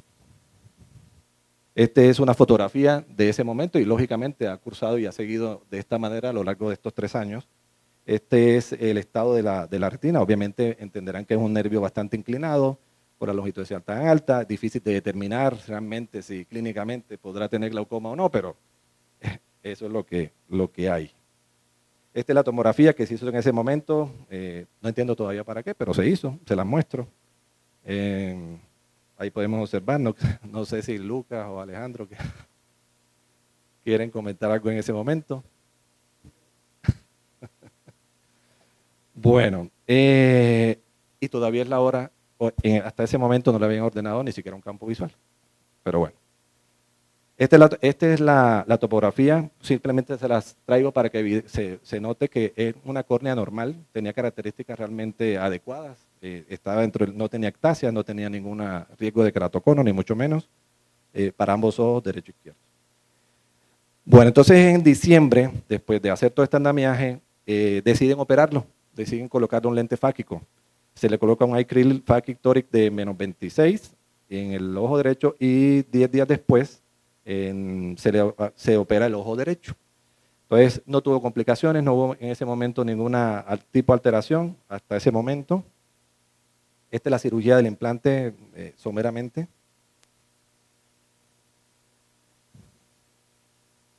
No, esa es la cirugía de ese paciente. Sí. 2.9. No sabía. No, yo no sé.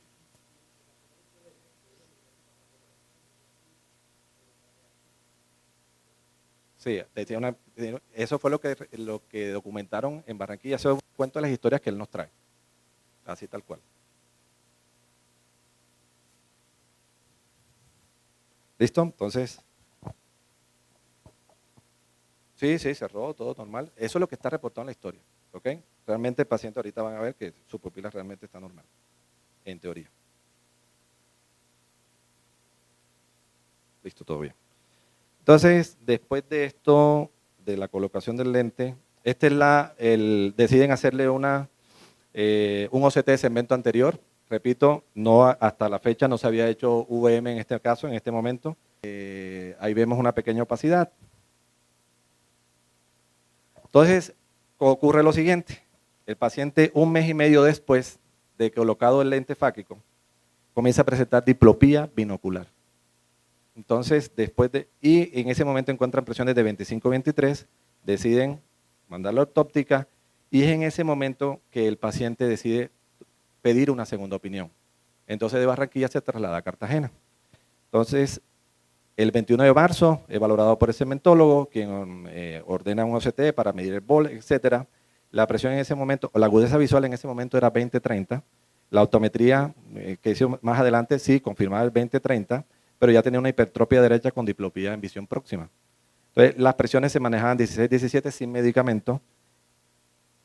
Esta era otra imagen de esa fecha, un OCT del ojo derecho y un OCT del ojo izquierdo. El 27 de abril, un año después prácticamente, se decide hacer el extrabólogo la ve, hace una valoración e inicialmente el paciente es operado el 19 de agosto de una retroinserción de recto medial izquierdo y retroinserción de recto inferior izquierdo, ambos ojos.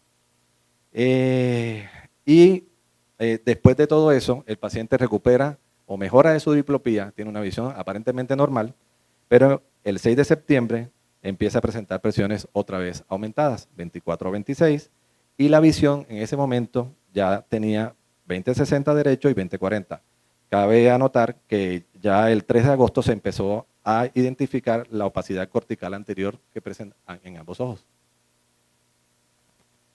Bueno, en ese momento, en septiembre, es cuando a alguien se le ocurrió una valoración por retina y por el glaucomatólogo. Ya lleva 2 años de seguimiento. Entonces, este es el bol que midieron, que pidió la segmentóloga, ese es el ángulo que estaba estrechándose un poco, aparentemente, y esa es la medida del bol que ellos consideraron que en teoría estaba dentro de lo normal, pero creo yo que nos estamos dando cuenta que no está tan normal. Bueno, esta es la valoración que se hizo el 7 de octubre, que es la primera vez que yo veo al paciente, 2 años después, ya tenía la cirugía del lente, la cirugía del estrabismo, y bueno, ya tenía un láser en retina. En ese momento yo encuentro presiones de 32-36, una cámara estrecha, Van Heeren de 1, con pigmento retroquerático difuso. Fíjense que nunca ha tenido un uso de Krukenberg claro y conciso, pero sí pigmento bastante abundante en retroviridiano, retroquerático, y tenía lógicamente ya una catarata formada. Entonces, el agonio mostraba un ángulo grado 1, que habría con 3 con dificultad, pero ya se observaban cineques en 3 cuadrantes con pigmentos hasta de 4 cruces. El fondo de ojo era muy similar a lo que vimos anteriormente. Entonces, en ese momento inicio un triconjugado, le ordeno la VM y los exámenes respectivos, entre esos un campo visual. Esta es la VM que nos reportan, el paciente vive en Barranquilla, esta VM nos las envían desde allá. Se observaban ángulos estrechos en ambos ojos con un bol cristaliniano positivo y se observaba esa estrechez mucho más grande en cuadrantes inferiores y nasales. Entonces, yo no sé, aquí, no sé si observan que ya hay un bloqueo inverso. Entonces, ya se empieza a notar que realmente la cámara está muy estrecha. Bueno, esta es la imagen del otro ojito. El 13 de octubre lo valora retina, quien considera hacer un láser periférico profiláctico previo a los procedimientos que se estaban pensando hacer por parte de segmento, y se realiza una junta médica entre los 3, retina, glaucoma y segmento anterior, para definir realmente una sola cosa, que era retirar el lente fáquico y hacer la extracción de la catarata. ¿Qué más? No sé si tiene algún comentario hasta ahí. Entonces, el 30 de noviembre se hace el explante del lente fáquico con la extracción de la catarata, colocando un Acrifol -8 dioptrías. Primero se opera el derecho, y esta es la cirugía de ese ojito. Perdón, esta cirugía es del ojo izquierdo, pero simplemente para fines prácticos, pues lógicamente fue la misma en ambos ojos, fue muy similar.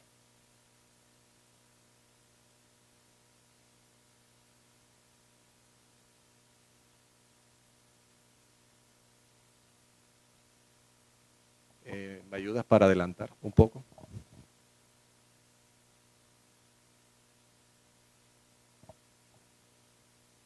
Aquí está, no, aquí está el cursor acá.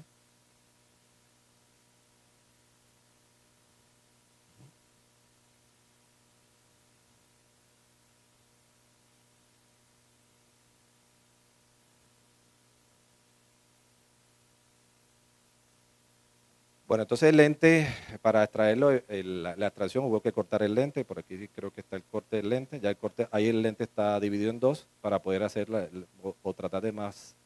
Evidentemente fue una cirugía un poco complicada, difícil.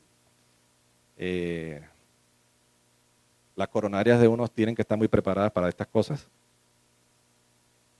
Pero bueno, se pudo extraer el lente más adelante y luego se hizo una faco muy tranquila, normal, sin ningún problema, y se colocó el lente sin alteraciones. Este es el recuento endotelial a lo largo de todo el seguimiento de 2019 hasta el año pasado. Realmente la córnea ha respondido bien, un recuento estable, realmente no hemos tenido grandes alteraciones. Esta es la valoración un mes después de operado el primer ojito, esperando el segundo. En ese momento la presión ya estaba en 19-23 con el uso del triconjugado o la combinación fija. Y evidentemente los signos de alteraciones de un posible daño pigmentario, un glaucoma pigmentario, o por lo menos un síndrome de dispersión pigmentaria. Esto fue lo que ordenamos en ese momento. Entonces, si realmente esperar la cirugía del ojo izquierdo para establecer cuál era la parte final que nosotros como glaucomatólogos íbamos a ejercer si la presión no se controlaba. Este es el estado del ojo derecho en ese momento, es una fotografía nuestra. Obviamente ya se ve en la cámara, ese es el estado de la pupila, ese es el pigmento que está alojado en la cara anterior de ese lente. Esta es la gonioscopía.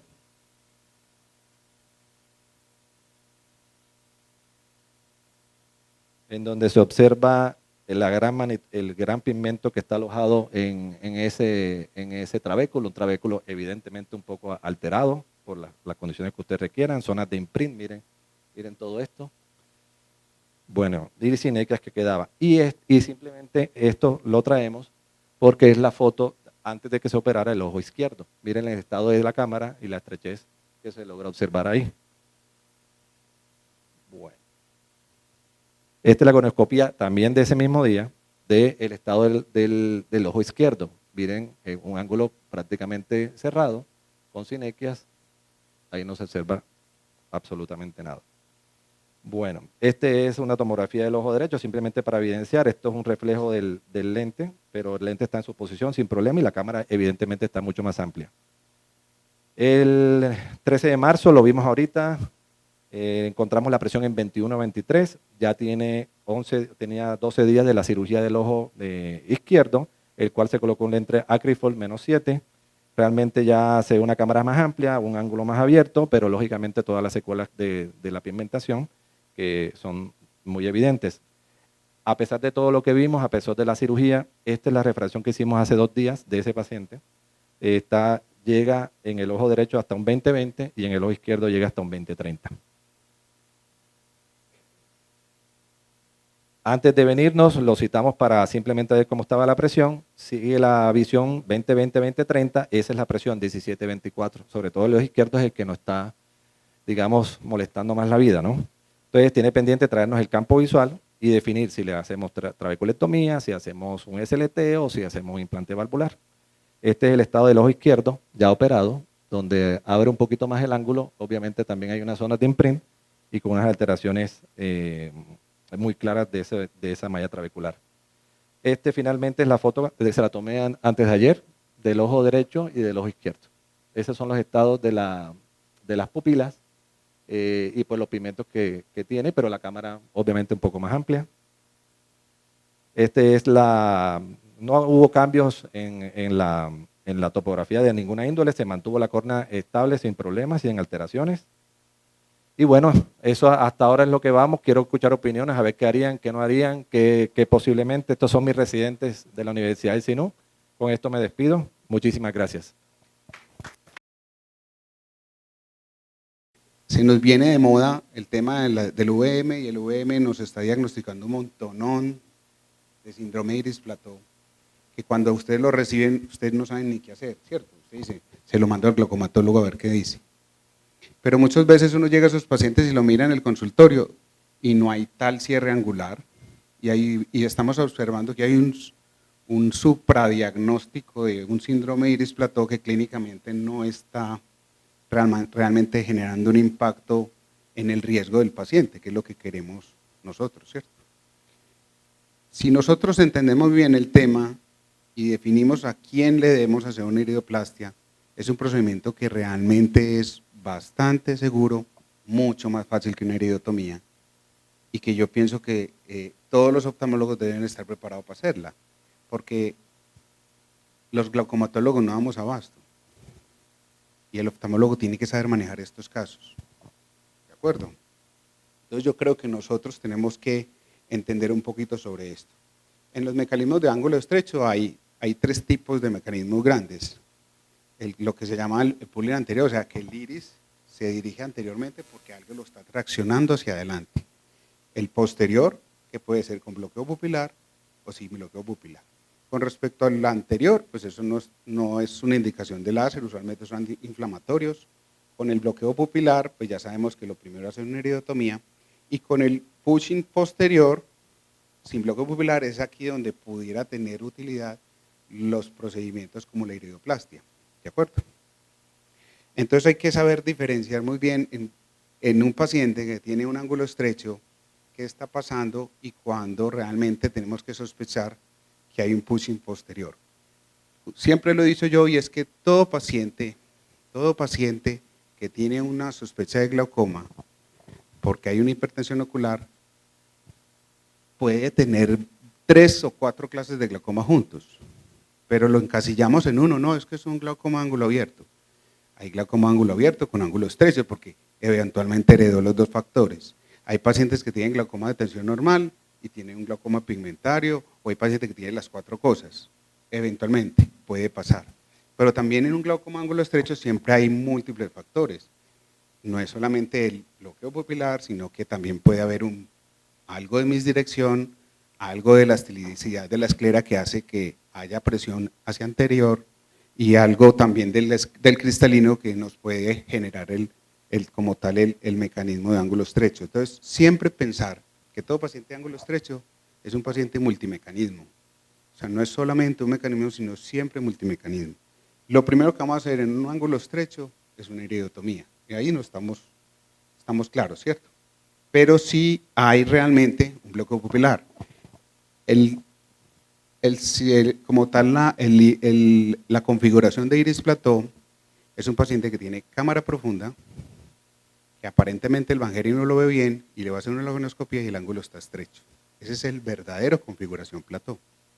Ese es el que se nos escapa muchas veces y no vemos, porque cuando lo vemos rápidamente en la lampendedura no estamos pensando que se trate de un ángulo estrecho, y si le vemos cambio en el nervio lo llamamos sospecha de glaucoma, y si le encontramos la presión muchas veces lo empezamos a tratar como un glaucoma primario de ángulo abierto.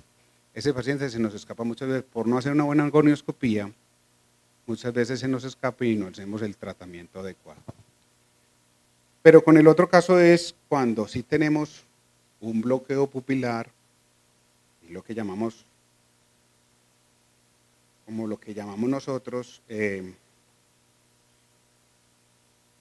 espérate, es que me toca avanzar porque no nos va a alcanzar el tiempo. El bloqueo, si tenemos un bloqueo pupilar y le hacemos la iridotomía y el ángulo persiste estrecho, entonces lo llamamos síndrome iris plató. ¿De acuerdo?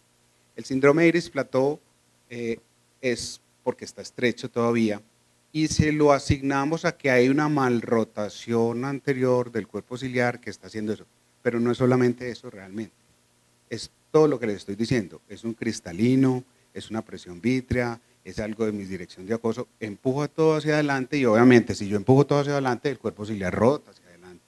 O sea, hay un mecanismo que también viene de atrás.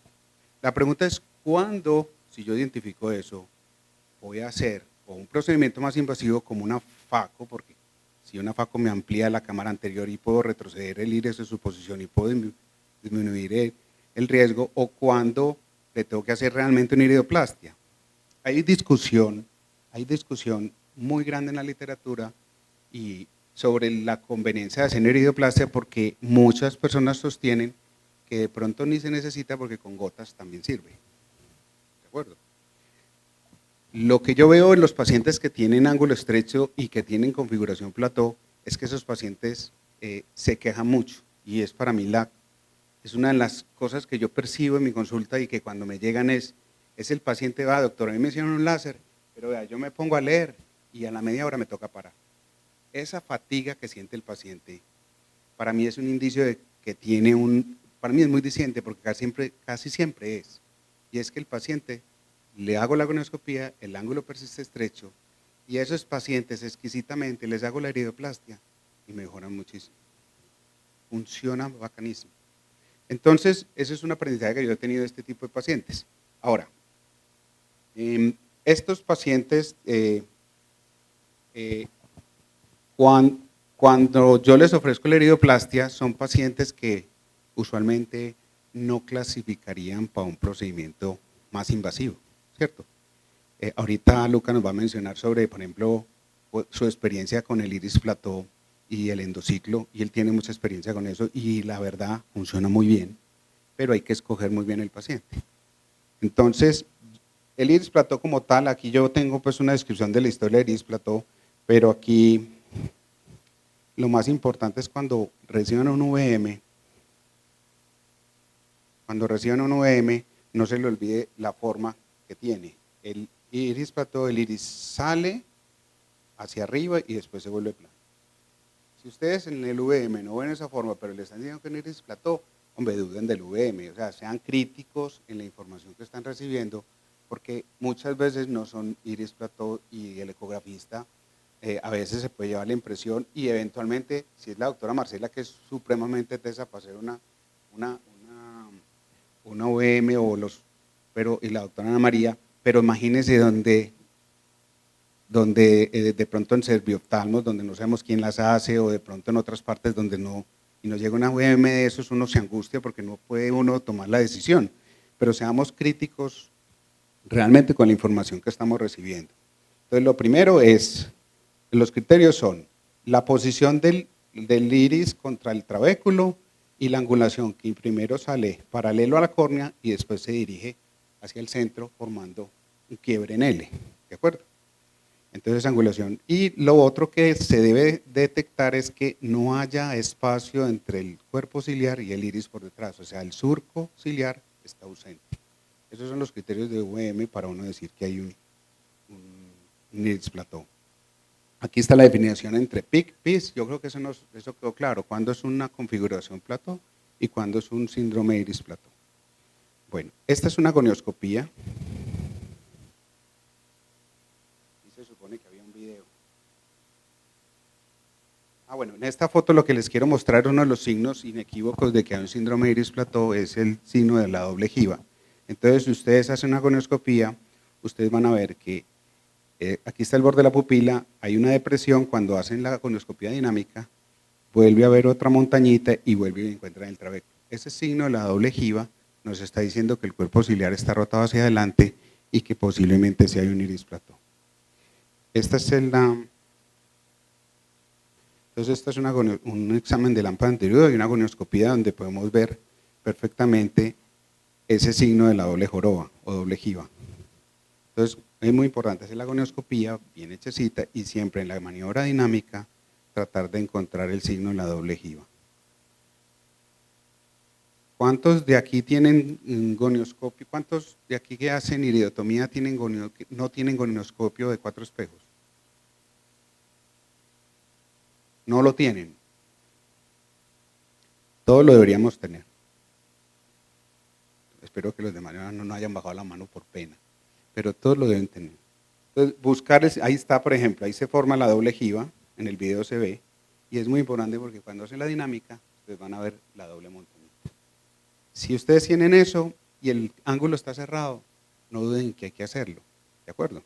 Pero si ustedes ven eso y el ángulo está abierto y el paciente no está sintomático, porque hay que hacer la iridoplastia, así sea que una VM me está diciendo que hay un iris plató. Es que uno no trata la VM, uno trata el comportamiento que tiene el paciente y el riesgo que tiene el paciente de hacer una crisis de ángulo estrecho. ¿De acuerdo? Como tal, el síndrome de iris plató se encuentra casi que en el 50% de los individuos mayores de 60 años después de una iridotomía. O sea, es en la mitad de los pacientes que ustedes les va a hacer una iridotomía pueden encontrarse en esta situación. La pregunta es a cuáles les vamos a hacer y a cuáles no les vamos a hacer. O la configuración plató es usualmente de personas más jóvenes que empiezan con el cierre angular y que eventualmente esas personas más jóvenes a medida que van envejeciendo, el cristalino también aumenta de tamaño y se convierte en síndrome iris plató. Entonces uno no sabe, porque a uno ya recibe el paciente a los 50 años y resulta que tenía una configuración plató de los 35 años y nadie se la había visto, pero afortunadamente no había hecho crisis. Todo eso puede existir. ¿Listo? Bueno, el pronóstico de estos pacientes con síndrome iris plató o configuración plató es bueno si uno identifica muy bien el mecanismo antes con claridad, porque si no se nos pasa, el paciente va a seguir progresando. Vos le haces una iridotomía, el ángulo está aparentemente abierto, la presión está aparentemente normal, pero es que resulta que ese glaucoma con un cierre angular se convirtió en un glaucoma con un cierre angular intermitente. Entonces ese paciente posiblemente lo vemos en la consulta, pero está haciendo picos. Y en el tiempo sigue progresando. Si nosotros no hacemos la iridoplastia, ese paciente va a seguir haciendo picos. Y la única forma de controlar esos picos es realmente identificando bien el mecanismo y hacer la iridoplastia cuando esté indicada. La gonioscopía es fundamental y no solamente la gonioscopía una vez, sino la gonioscopía siquiera cada año. O sea, hay que repetirla porque los ojos son cambiantes y nos conformamos con que le hicimos la iridotomía, lo vimos abierto, no, ya le hicimos la no, sí, la hicimos hace 2 años, el ángulo abrió, no, repítala, porque eventualmente el cristalino cambió de tamaño, eventualmente hay otros mecanismos y resulta que nos empieza a hacer una rotación anterior del cuerpo ciliar y nos desencadena un iris plató. Entonces es muy importante hacer la gonioscopía regular. Bueno, anteriormente se decía, y lo decía el doctor Rich, y lo dijo pues en el 2004, si todo paciente con iridotomía no le abre, haga la iridoplastia. Y se volvió de moda la iridoplastia y a mucha gente se le hicieron, pero la iridoplastia tiene consecuencias. La consecuencia que más nos atemoriza a todos es casi la misma del láser subciclo, y es que dilata un poquito la pupila. Y el riesgo es que nos dilate mucho la pupila, y eso es lo que no queremos que pase. El secreto está en hacerlo cómo, y en hacerlo a quién. Hay varias estrategias de cómo, ahorita cuando hablemos de tratamiento los podemos mencionar. Bueno, hay otros mecanismos de cierre, como tal de cierre angular persistente, y es básicamente el iris rolls o el iris grueso. En la VM, la doctora Ana María que nos hace VM, porque no sé dónde está la doctora Marcela, se me perdió. Los que hagan VM, es muy importante para nosotros que nos cuenten cómo está de grueso el iris. Eso. Pero es súper importante. Sí, pero súper importante, pero en varios sectores. En varios sectores en los que podamos medir para uno tener una idea, sobre todo en el sitio donde vamos a hacer la iridotomía. Porque es que nosotros nos tenemos que preparar si vamos a una iridotomía sencilla o no. Muy bacano sería que nos la hagan temporal y superior, que es donde normalmente vamos a hacer nosotros las iridotomías. ¿De acuerdo? Ojalá. Los iris gruesos son un problema porque uno llega y hace la iridotomía y el ángulo está estrecho. Pero uno le hace la VM y resulta que no hay angulación. Pero resulta que uno a veces les manda la VM y le dicen a uno que es síndrome iris plató, y lo que tiene es un iris grueso. Entonces, saber identificar muy bien los criterios de iris plató. Y ese iris grueso, la única forma de mejorar eso es aplanando. Es la única manera. Otras causas son los quistes iridianos. Los quistes iridianos a veces los subestimamos. Toda persona joven con ángulo estrecho debe tener un VM, porque uno de los mecanismos más frecuentes es este. Entonces, persona joven con, o es un iris plató, o hay unos quistes iridianos, o hay otra cosa, pero toda persona joven con ángulo estrecho debe tener un VM. Eso. También. Sí, aquí los menciono también. ¿Listo? Los quistes del iris y los quistes del cuerpo ciliar, que así se ven los quistes del cuerpo ciliar. ¿De acuerdo? Bueno. Muy bien. Aquí venía yo con una revisión de unos artículos que los podemos. Yo quería hablar de trabeculoplastia, ya son las 12. Bueno, aquí lo importante es como darle valor, y hay estudios grandes pues como tal de a quién se le hace la iridoplastia y a quién no. Pero les voy a contar pues las decisiones más bien que yo tomo. La iridoplastia consiste en hacer unas quemaduritas en la periferia del iris. Hay muchas formas, hay muchos protocolos que los famosos se han inventado y que en mi opinión son exagerados, porque no se trata de que yo le haga a toda la circunferencia en 360 grados. Entonces yo lo que hago, la técnica la conocemos todos. Yo casi ya no hago, pues ya nunca hago trabeculoplastia láser de argón. Eventualmente hago la de micropulso también. La de micropulso, en mi opinión, tiene ventajas en los pacientes que además tienen un poquitico de síndrome iris plató. Entonces aprovecho en la de micropulso, pues hago iridoplastia y aprovecho y hago la trabeculoplastia. Pero bueno, les voy a mostrar cómo se hace la iridoplastia, como fue el video del doctor Rich. Le hago primero gonioscopía en el momento en que voy a hacer la iridoplastia. Y miro dónde está más estrecho. Y donde está más estrecho es donde planeo mis disparos. No le hago a los 360 grados, lo que todos hacen. Y obviamente hay que evitar los extremos de las 9 y de las 3 para que no hagamos una midriasis. Entonces, ahí es muy importante siempre hacer gonioscopía. Y este es un caso de una paciente donde eventualmente tenía un ángulo estrecho, le hice una iridotomía, se persistía estrecho, y yo lo que hice fue gonioscopía. Ahora, si tú no quieres si el daño no es mucho y no necesitas abrir todo el ángulo porque el daño no es mucho y la presión no está tan alta, con que le abramos 180 grados es suficiente. Entonces, no asumamos que el protocolo de una iridoplastia es hacer 360 grados porque a veces no se necesitan. Es en el momento de hacer el láser, hacer gonioscopía, y según lo que nos dé la gonioscopía, donde esté más estrecho es donde vamos a hacer láser. no hay que hacer un láser continuo así pegadito el uno del otro como usualmente sugiere la técnica. Cuando uno hace gonioscopía y yo le hago el láser aquí y acá, me devuelvo al gonioscopio y resulta que me abrió un gran segmento. Entonces yo no tengo que hacer seguidito, sino que hago aquí, aquí, aquí. Y mis disparos son aproximadamente 6, máximo 8 disparos en la parte inferior y 6, 8 disparos en la parte superior. Y para mí eso ha sido suficiente para abrir el ángulo, para mejorar la calidad de vida del paciente, porque el paciente siente, sí doctor, mejoré muchísimo. Y se lo dicen a uno, me siento mucho mejor. ¿Por qué? Porque el paciente ya no siente esa fatiga, ese cansancio que normalmente siente. Bueno, las contraindicaciones realmente de la iridoplastia son muy pocas, casi que no las hay. Las relativas es que si los medios no son lo suficientemente transparentes, no se debe hacer, y si hay un proceso inflamatorio activo, pues tampoco se debe hacer, y si hay un herpes, ni lo toquen, porque se les va a despertar una uveitis violenta. Mucho cuidado con las uveitis, el ICE, el glaucoma neovascular tampoco es una indicación, y mala puntería, esa sí es terrible. Donde nosotros hacemos los disparos, cuando hacemos los disparos tenemos que mirar dónde están los vasos en el iris, si los vemos. Tratemos de no darle a los vasos, tratemos de no darle a los nervios, tratemos de darle en los espacios que están vacíos para que no le demos a esas estructuras y no generemos inflamación. ¿De acuerdo?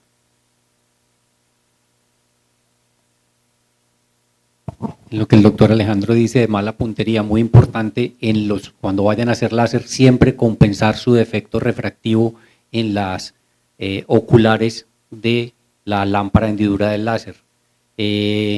Yo siempre lo hago y compenso, yo tengo cirugía de monovisión, entonces tengo un ojo hemétrope y el otro miope, hay que compensarlo. A veces me llevo sorpresas de que yo hago láser y a la semana vuelvo y han operado 25 doctores después y no han cambiado las dioptrías. Y aquí en la clínica tenemos la sorpresa de que había un lente de iridotomía lleno de disparos de láser. Alguno o varios doctores estaban tan desenfocados que los disparos se los daban era al lente y no al iris. Entonces es muy importante porque el aiming beam o el rayo, la luz diodo que nos muestra dónde va a pegar el láser, tiene que estar enfocada en nuestro enfoque. Es uno de los temas que tenía en la conclusión, pero se me adelantó, y es que en una clínica donde trabajan tantos oftalmólogos, es a veces tan difícil uno llegar y encontrar que el láser está bueno, que el lente está bueno. Por ejemplo, en ese momento aquí el láser de el lente de trabeculoplastia, eso es más o menos nuevo, sí, pero recién lavado con Bombril, está súper bueno. El caso es que lo que te quiero decir es que, hombre, los que hacen los procedimientos y les gusta hacerlo y lo hacen con frecuencia, tengan sus propios lentes. Es que tampoco se trata, un lente de uno en su consultorio, ¿cuántos años tiene su lente? 90. ¿Y cuánto tiene su gonioscopio? Cada uno lo cuida. Cada uno lo cuida. Eso debería ser lo correcto. Así es. Y yo llego acá y me toca traer mi lente porque, pues perdóname, no se ve nada. No se ve nada. Entonces, lo más importante es que ustedes, muchachos que están empezando a salir a la calle y que se van a enfrentar a un mundo donde, hombre, hay que ayudar, pero también esto es trabajo y son oportunidades. Tengan las cosas buenas para trabajar, para que las hagan bien. ¿De acuerdo?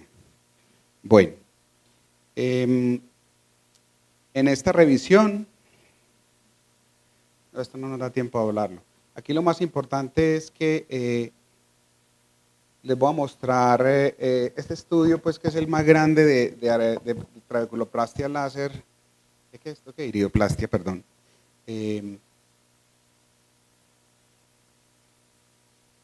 Aquí lo importante, bueno, los estudios todos concluyen pues, de la utilidad de que todos los pacientes con iridoplastia, a todos les abre el ángulo cuando uno le hace iridoplastia, y lo más importante es que las fluctuaciones de las presiones definitivamente mejoran mucho cuando se les hace la iridoplastia. Lo que pasa es que la iridoplastia la hacemos con la intención de que baje la presión y ese es el error. Es que la presión está en 22, le voy a hacer iridoplastia para que me baje más. La iridoplastia no va a bajar la presión. La iridoplastia va a mejorar las fluctuaciones y lo que va a bajar la presión son los medicamentos.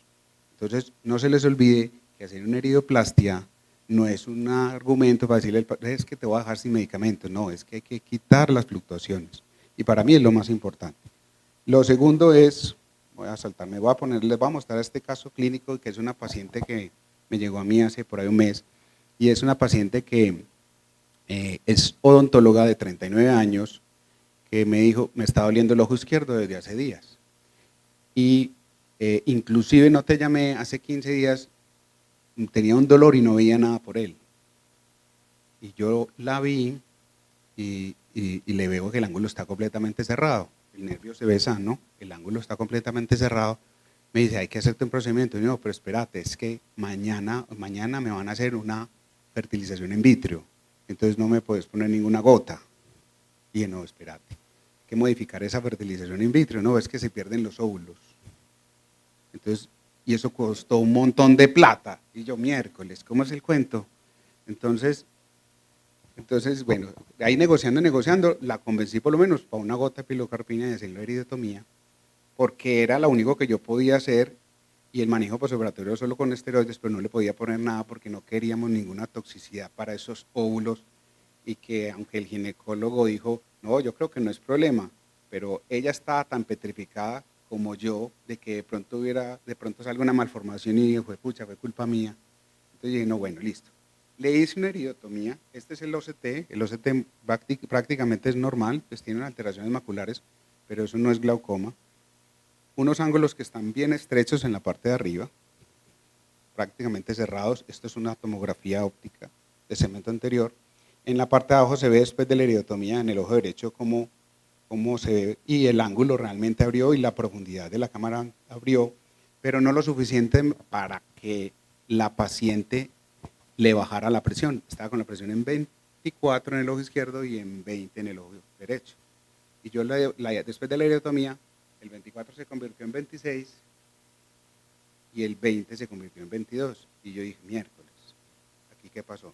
Entonces ahí fue cuando dije, no, vamos para iridoplastia. ¿Por qué? Porque yo necesitaba le repetí el VM, no, el OCT, y seguía completamente cerrado. Era un síndrome de iris plató típico. Y era completamente cerrado y yo necesitaba que realmente ese ángulo abriera porque era la única forma de yo controlar el problema. Pues finalmente se le hizo la iridoplastia. Yo no tengo el video, pero los dos ángulos abrieron. Si tú miras acá, este es el ojo izquierdo, era el de la presión en 24, aquí está completamente cerrado, y ya después de la iridoplastia abrió lo suficiente para salir de la emergencia. Y la presión finalmente bajó a 17, afortunadamente porque nos llevaba mucho tiempo, y en el ojo derecho está en 16. Entonces, uno no lo hace con la intención de que baje la presión, pero sí con la intención de que se bajen las fluctuaciones, pero en estos casos tan agudos puede bajar la presión y puede compensar a un paciente que está empezando un glaucoma de sierra angular. Esta paciente posiblemente más adelante, hay que ver si le pega los óvulos o no, y si queda en embarazo, pues hay que mirar a ver si llamamos a Catalina para que nos ayude a manejar este glaucoma.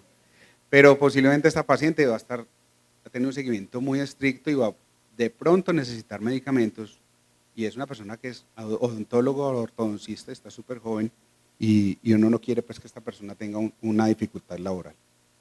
¿Qué hay más? Aquí Lucas le encanta hablar aquí cuando yo hablo de endociclos, ¿cierto, Lucas? FACO, ¿cuándo vamos a hacer FACO? Si un paciente tiene un ángulo estrecho y un síndrome de iris plató y su visión sin gafas es 20/20, no le vayan a hacer una FACO.